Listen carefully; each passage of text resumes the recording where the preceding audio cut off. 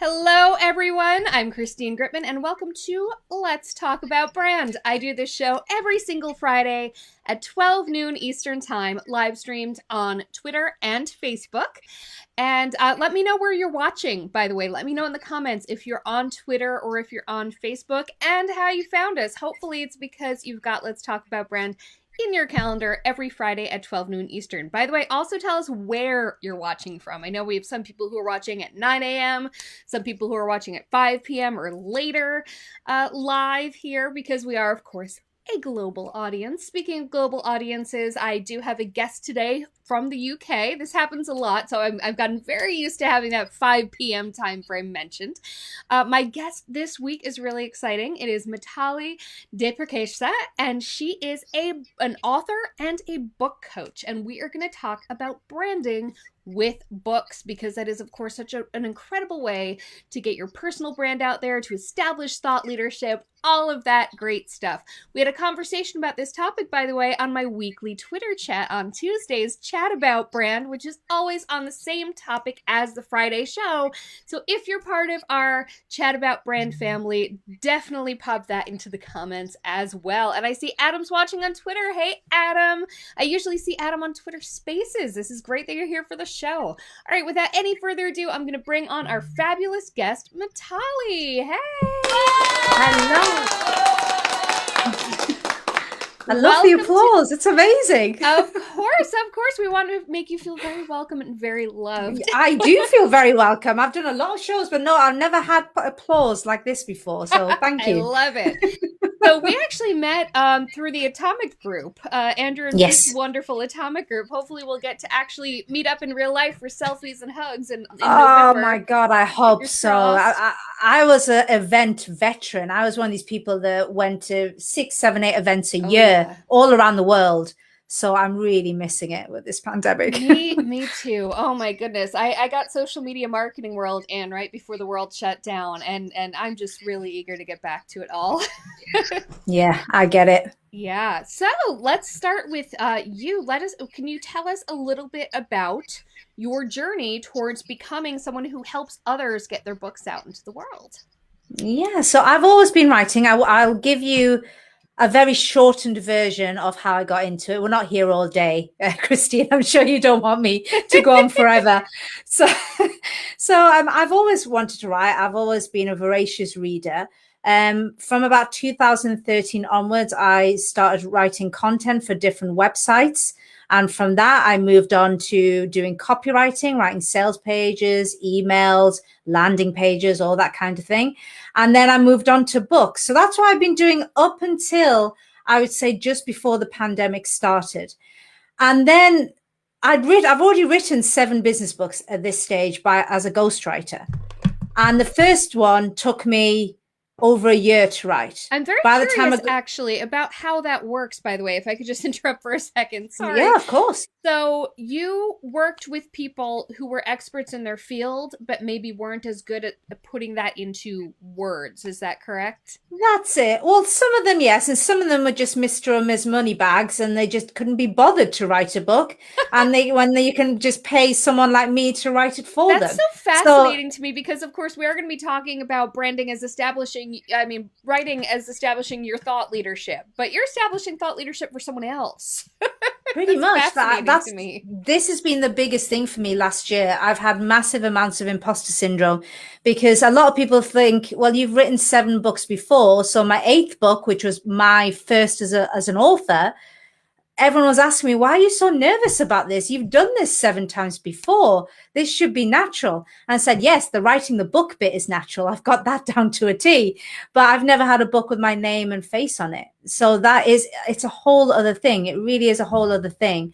And yeah, I've had massive amounts of imposter syndrome. But the reason why I moved into teaching people how to write their own books is something dawned on me during the pandemic. I think last year's been a strange year for all of us. I think everyone can agree. And it's affected us all in very different ways. But how it affected me, well, it's affected me in a number of ways. But one of the key ways it's affected me is a number of my friends lost their businesses. They just couldn't keep them going. And I realized that what I was doing as a ghostwriter and a copywriter I wasn't doing anything wrong. I was making a very honest living, a very good living, but I was essentially helping the rich get even richer. Because you need to have a fair amount of money. Most of my clients already had at least 6-figure businesses already. And what they were using me for is to take them to that next level, go 7-figure and beyond. Yeah. And the pandemic taught me the vast majority of business owners weren't making 6 figures. Even before the pandemic, they weren't making 6 figures. Nope. And I just thought, how do I help these people? How to help those coaches, consultants, experts, entrepreneurs who can't afford someone like me? So by the time I wrote my 7th book, I'd ghostwritten my 7th book, I did that in 6 weeks. So I've taken it from taking the first book 1 year to write to down to 6 weeks for my 7th book.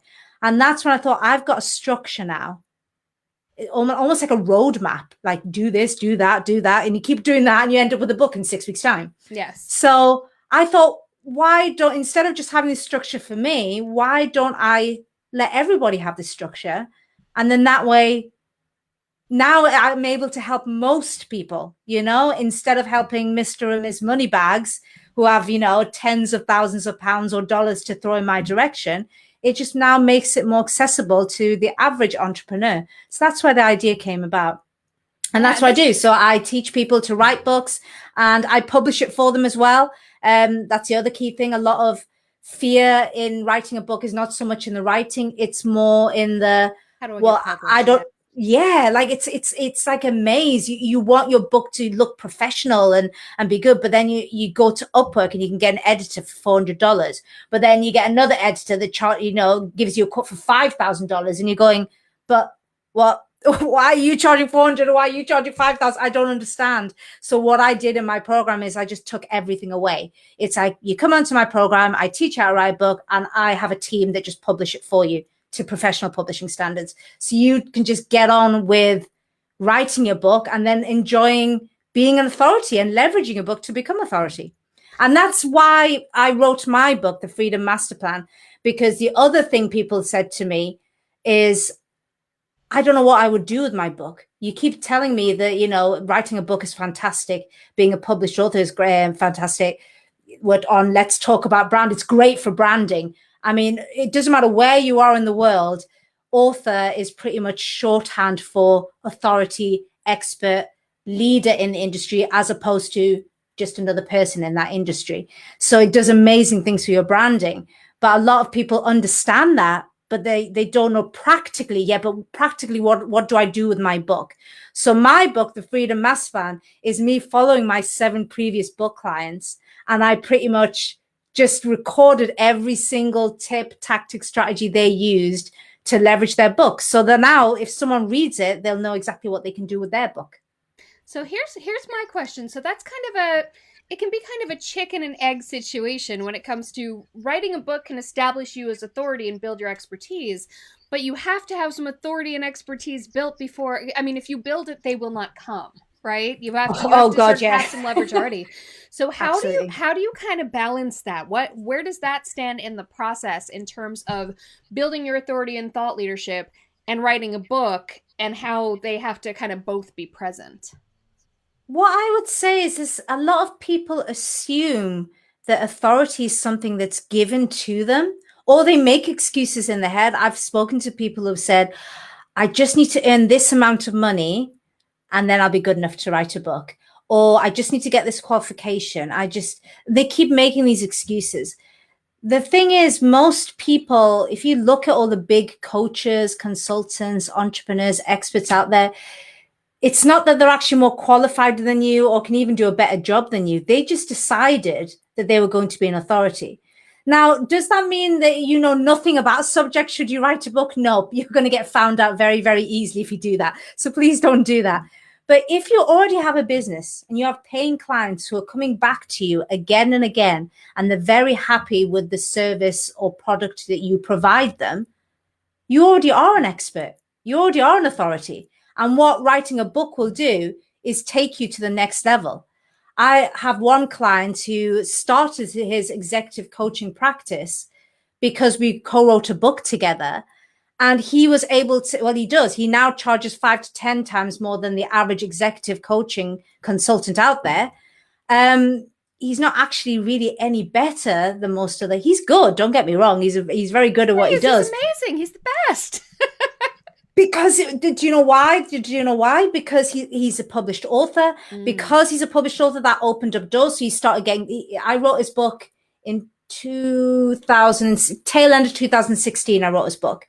Since then, he's spoken on. He's in the States, so he's spoken on national stages in the States. And because he's been guest on some of the biggest podcasts that you can find, with millions of listeners.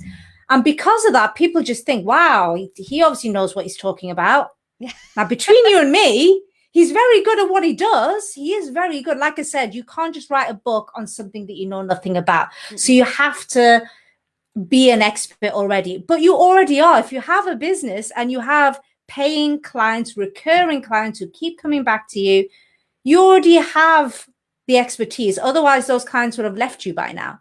As long as you've got that, you have an authority to write a book. This client of mine, he's actually no better than other executive coaching consultants out there. But he charges so much more because everyone's like, oh my God, he's been on ABC, and oh my God, he was on this stage here, and oh my God, I've seen his book on Amazon. It's got so many reviews. And perception is everything. Don't argue with me on this one. I don't like it. I'd love to live in a world that was all about merit instead of appearances. Yeah. But sadly, that's just not the way human beings work. Nope. We do, perception is everything. And writing a book is pretty much the shortest way that you can completely transform people's perception of you and be seen as a leader in whatever it is that you do, as opposed to just one of the pack. So to that end, it sounds like the people you're working with, for the most part, I mean, there may be exceptions as always, but it sounds like for the most part, they're not writing a book so that their primary money will be coming from book sales. It sounds the book is a means to an end. So can we talk a little bit about that and what goes into making sure that that actually pans out? Because I'm sure that there are people who are misguided at first who say, well, I'll write a book and then I don't have to do all this consulting work anymore. And that's not really necessarily how it goes. Oh God, this is one of the biggest myths ever, Christine. It drives me crazy and I feel sorry for people. I've actually met people who've spent years sometimes writing a book and they upload it on Amazon, and I think they expected the world to stop turning, and suddenly they'll turn into a millionaire, and it hasn't happened, and then I have to be the one to tell them, you do realize roughly 3,000 books a day are uploaded onto Amazon worldwide. So you just sticking a book on there and expecting the world to stop turning, it's not going to happen. Where the difference is in the back end. If I always think of the book business as two very distinct book businesses. So you have one, which I call the traditional book business. And that is where you make money from the sales of the book itself. And when it comes to the kinds of books I'm talking about, nonfiction, business, how-to books, never. You will. I'm telling you now, I would be amazed if you even made the money back that you spend on creating and publishing that book. Okay, that's surprising. That's just the truth. I'm talking from someone who's been at the front end of this, the business end of books since 2013. And you won't make it. You would struggle. You would really struggle to even make the money back on what you spent to create it. I'm not talking about fiction, poetry. I know nothing about that. Yeah, that's a whole separate world. That's a whole separate thing that I can't give any kind of advice on. We're talking about this book as more of a business tool than as a product. That's it. So, like I said, the first type of business is where the book itself is the moneymaker. Don't do that if you're writing a business book. The other type of business is the business that I'm in, which is the book itself is really just a glorious sales and marketing tool. And the best sales and marketing tool you will ever have. Because think about all the other tools that you have to sell your services, your business, your products, website, social media, blog posts, leaflets, business cards. By the way, they're all brilliant. You need all those things, but everybody has them. So think about whatever field you're in. Think about your competitors. I'm pretty sure they have all the things that you have, but how many of them are published authors? So it really sets you apart. I always do, whenever I speak on stages, I do this thing where I get people to put their hands up and say, So, I usually be speaking in a room of entrepreneurs. And I'd say, okay, so put your hands up. You can't even see me with this. There you go. I was putting my hands up. There you go. I was putting my hands up. I was like, you can't see my hands. But I would say to them, like, put your hands up if you've got a website. And pretty much everybody in the room will go, yep. Put your hands up if you've got a business card. A few hands will go down because business cards are getting a bit boring and not everyone likes them. To tell me if you've got Facebook, hands up. LinkedIn, everyone's hands up. Who's a published author? And you might get one person who puts their hands up and that's it. I'm going, there you go. There's a differentiation point. Straight away, it's like, oh, wow. Okay, you've written a book. You must know what you're talking about. You have to be a leader, not just like everybody else. That's the power. I'll give you the story of my book. So since my book was published, I've taken on 5 new students who each are paying me several $1,000s to write a book with me. How did they find your book? Well, what they did was I spoke to so many. Whenever I speak, when I come into, I'm talking about it now. I'm here on your show talking about it. This is what I mean by leveraging it. You write the book and then you just tell everyone about it. Get on your social media, tell them about your book, start doing lives on your book, start speaking to the wonderful Christine and say, hey, can I come on your Facebook Live on Fridays? Go and find podcast hosts and ask for them. And you'll be amazed because you're a published author. Doors start to open for you. I made a crazy goal 2 weeks ago that I wanted to be on 100 shows by the end of the year. Now it's going to be crazy, but guess what? It's been 2 weeks. No, I tell a lie. It's nearly 3 weeks and I've booked 20 shows already. Now I don't think I would have been able to do that if I wasn't a published author.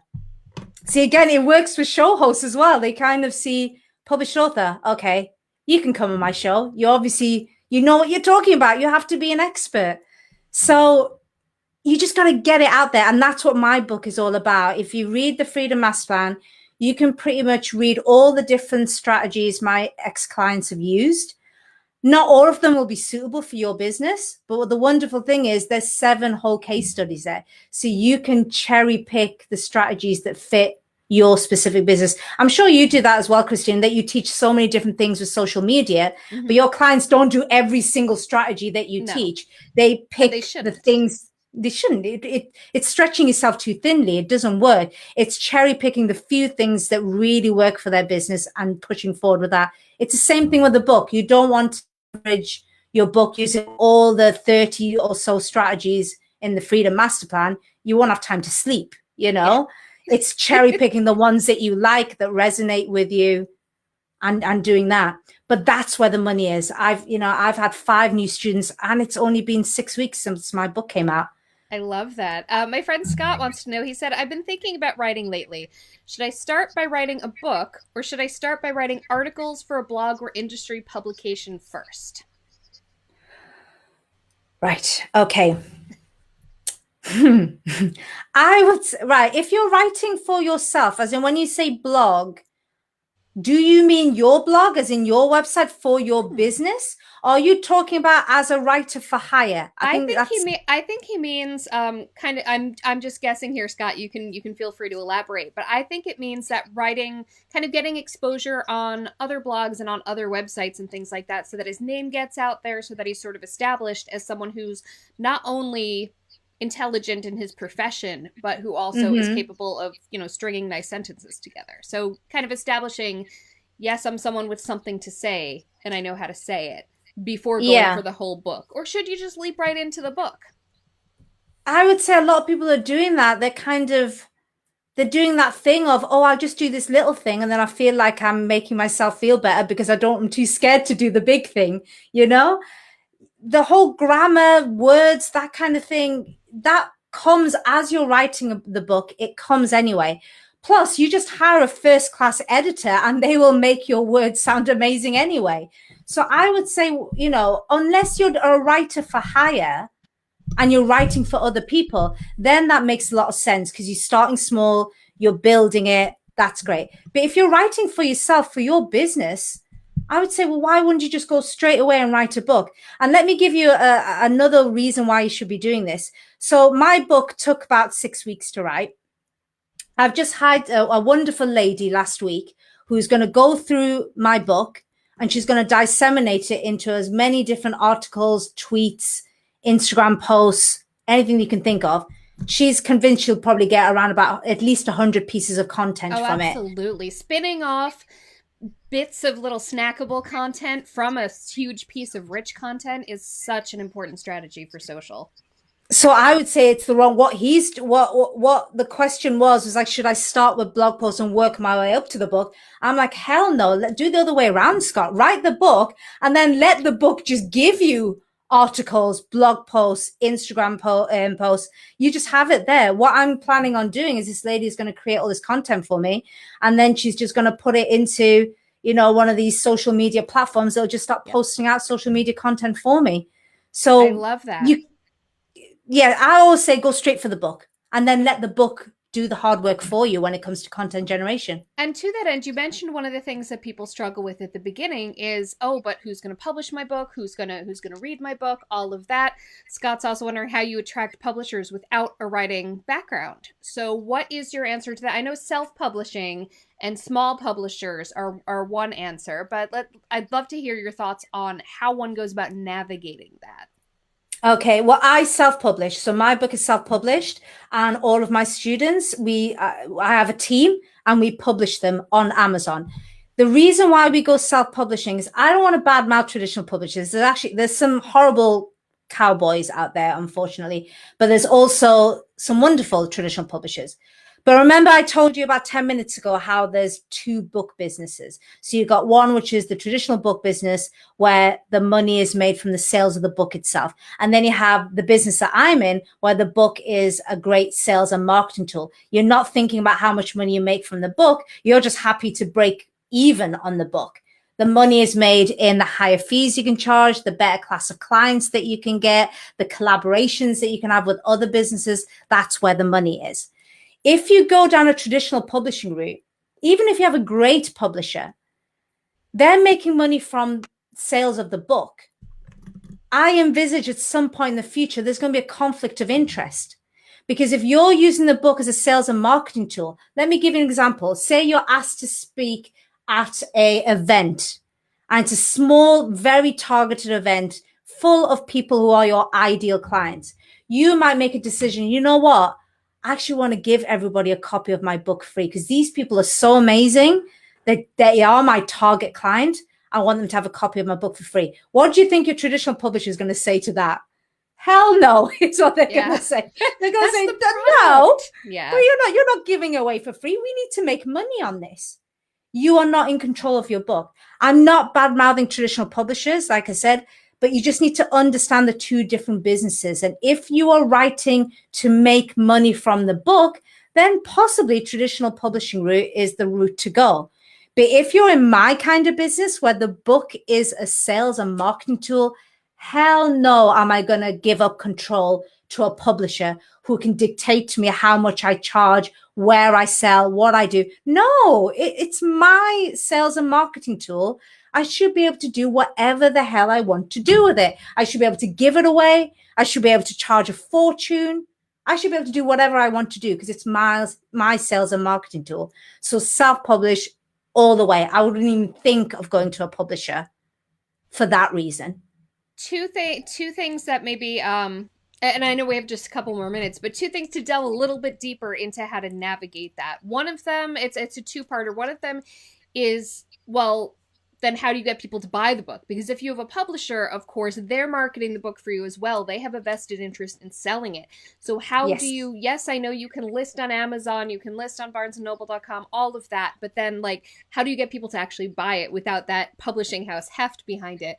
And then the secondary question, very similar, is also how do you find a good editor? Because there's plenty of people out there on Fiverr or whatever calling themselves editors. But how do you find someone quality to work with? Okay, so the first part is, well, you're already a business owner, so you're already doing lead generation. So this, I always think you're thinking too hard. Think about what your main lead generation is at the moment. So maybe if you're following Christine, your main lead generation could be social media because that's why you follow Christine and she's brilliant at that. So you can accelerate that with a book. Let me give you an example. Do you think if you posted something on Instagram that's just, saying how wonderful your business is, what traction you're going to get with that? A little bit, maybe, especially with Christine helping you, you do really well. You switch that over to the book, instantly people think, oh, this is an author. This is somebody important. I should be following this person. They really know what they're talking about. So you just, whatever it is that you're doing, you ignite it. You could be doing, for example, I'll give you actually a real life example here. So this is a lady that I wrote a book for, and she's very big on PPC adverts, so pay-per-click adverts on Google. And she's been using Google PPC for many years now. And what she used to do is she used to run adverts that would go take people straight to her website. And her website will say how wonderful she is and all the things that she can do for them and blah, blah, blah. But guess what? All the other listings that were coming up on Google, same people saying exactly the same thing. She wasn't different from anybody else. Once we finished the book, she switched that around. And instead of going straight to a website, she created a small, little, simple landing page, which literally said, hey, would you like to get this book that'll explain the good and bad in this industry so you can pick well? And she just gave it free, but it was post and packaging you had to pay for. I think it was $5.99 or something like that. That covered her costs of printing and sending the book out.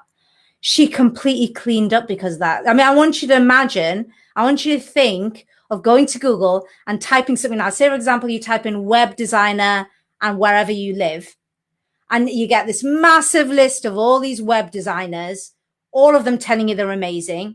And you're thinking, well, how am I meant to choose from all these people? And then you see just one that literally says, hey, I've got a book, it's free, and it will show you how to pick your next web designer so you're not conned out of a load of money. Which one out of all of that are you going to pick on and click on? It's going to be that one. And that's what she did. She actually started using a book and using PPC adverts to go to a book. So I can't tell you how to use your book. It depends on what it is you're doing.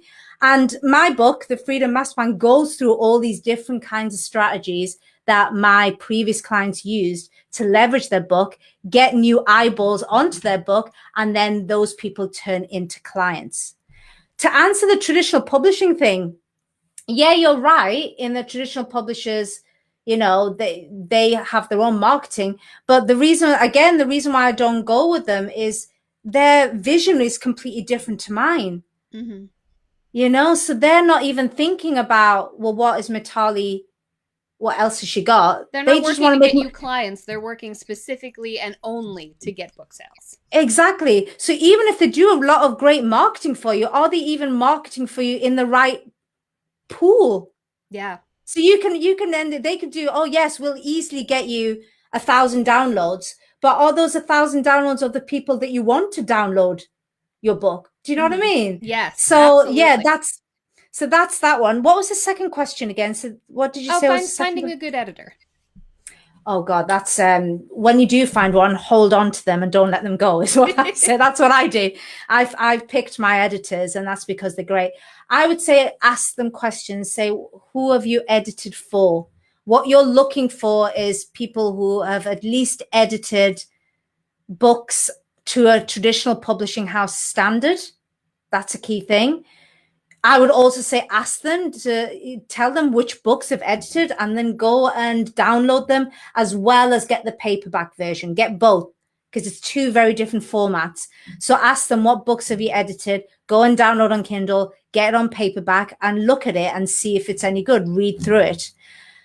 Probably, I'm not saying you shouldn't go to Fiverr, Fiverr or Upwork. I mean, every so often you do get someone good, but just to give you a ballpark figure, anybody who charges, I would say, less than $500, I would ask the question why they're charging less than that. Yeah, they probably just looking for, commonly misspelled words or punctuation, and that's you know what? For that, don't go to Upwork. Get a subscription to Grammarly. That will do that. What is that, $20 a month or something?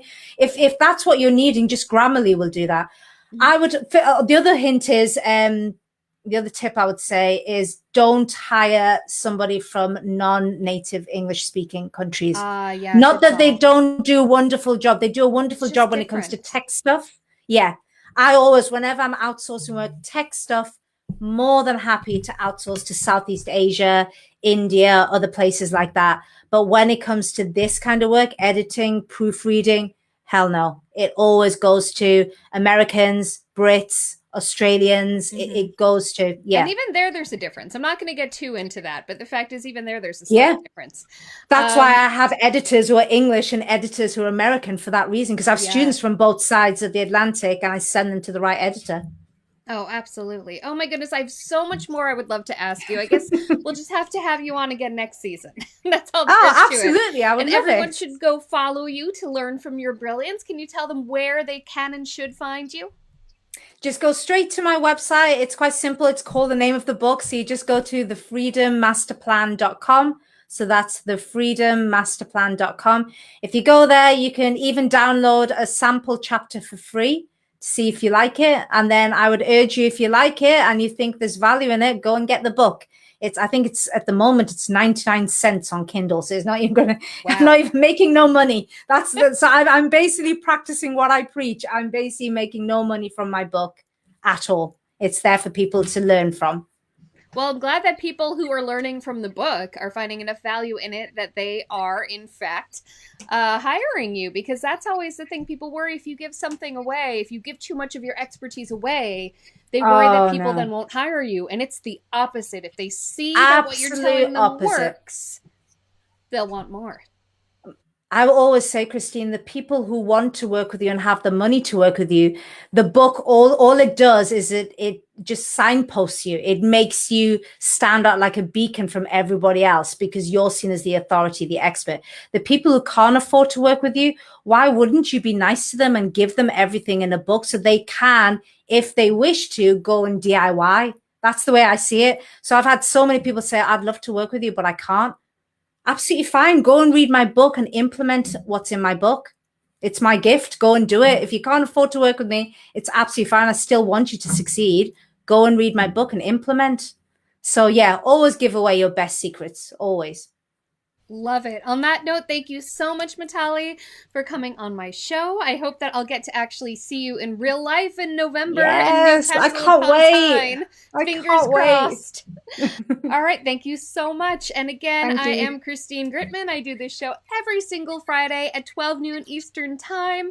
And I also have a Twitter chat on Tuesdays that is on the same topic as I will be discussing with my guests on Fridays. So next Tuesday, our topic is going to be being known. And this is based on actually another book. This isn't the book show. It just happens to be a couple in a row because we are going to be talking to the author of Known, Mr. Mark Schaefer. And I will let you know, actually, next week's show technically isn't live. I am going to be interviewing Mark and recording it, but I'm going to be broadcasting it as though live at this usual time on Fridays, and I will be in the comment threads, and Mark has graciously agreed to answer questions from the comment thread after the broadcast. So make sure that you join us for Chat About Brand on Twitter on Tuesday and for Let's Talk About Brand on Twitter and Facebook on Friday. Thanks for joining us. Bye!